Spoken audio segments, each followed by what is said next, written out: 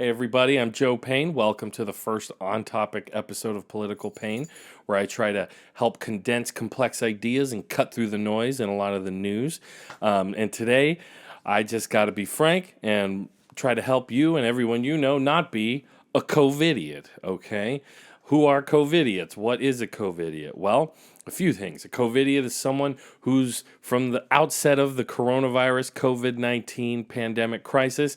First off, blame the media. There are a lot of people who said the media's trying to make you panic. People wouldn't be buying all this toilet paper and hand sanitizer if the media wasn't trying to scare and control you.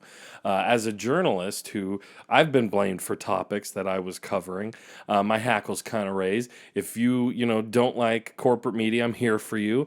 I think going to corporate media for news is like going to McDonald's for nutrition, right? It's probably not the best idea. But a lot of media outlets were trying to warn people early on about this pandemic, how serious it was, how serious it is. And, there's still people who, for whatever reason, just want to say, no, it's not. Nah, don't believe it. Open back up, open the economy up. Within that category of COVID, there are the people who make excuses about the numbers. The argument kind of goes like this. The numbers of deaths, which are now at 56,000 plus, are inflated, right? First of all, people are arguing that, if someone had a heart attack and just so happened to have coronavirus, that it's a heart attack, not coronavirus. This shows a basic lack of knowledge about how a virus works, what it does to your body, and specifically this virus, this novel virus strain, coronavirus. It wreaks havoc throughout the body. It damages vital organs, including the heart, the lungs, the kidneys. It damages blood vessels. We've now found out that, another excuse these people would make is it's not a big deal. It's only affecting old people. It's only affecting unhealthy people. So they're ignoring the fact that it affects different people differently. So the latest reports show that 30 to 40-year-olds are dying from strokes while battling the coronavirus.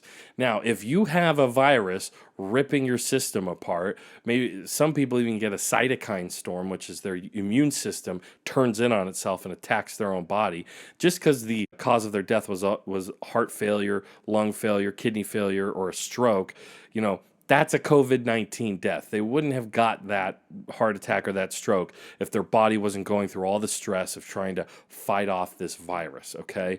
So, got to take it seriously. We already have several examples of people who were on their social media saying that coronavirus was a hoax or a plot or a ploy, a political ploy, or the media trying to scare you, and they died. They're dead now. I don't think it's funny. I don't think it's ironic. I don't think it's any of those things. I think it's tragic that people were so cavalier about their own lives, because they've been told not to trust the media when, 9 times out of 10, a journalist is just trying to inform you, okay? The other group of COVIDiots are these protesters who keep showing up at state capitals, oddly enough, with, automatic weapons and Confederate flags and stuff like that.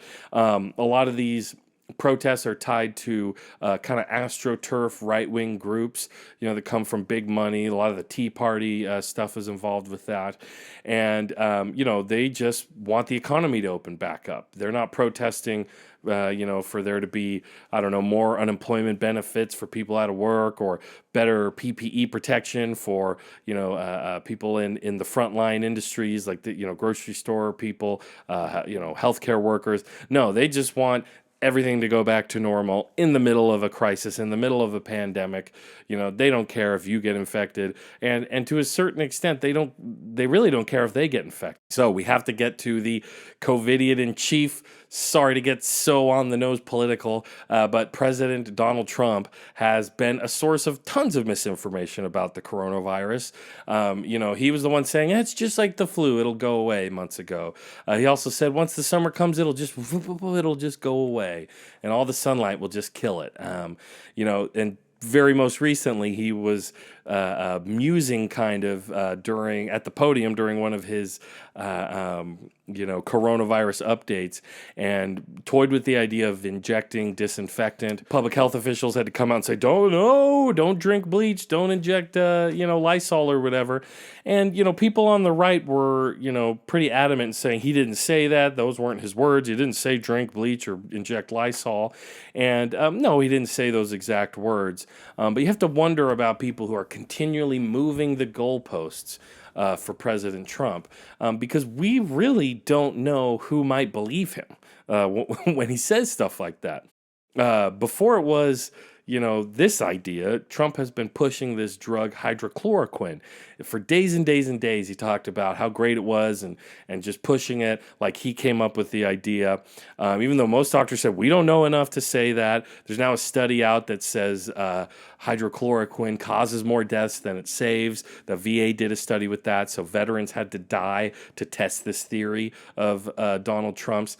And I say we don't know how far people will go, because after hearing Donald Trump talking about hydrochloroquine and people in the media having to address him talking about it, a woman in Arizona mixed some chloroquine used for I believe for her fish pond with some water, fed it to her husband. She drank some herself. Her husband died from heart failure, and she was injured and had to be in critical care for that. And again, this is terribly sad that people are misinformed. I don't mean to be mean and flippant and call people idiots, but we're lucky to live in a time where there's a pandemic on and we actually have mass communication. We have computers in our pockets. We can watch videos like this and actually get the real information. Take this seriously. Stay at home. Protect ourselves when we go out.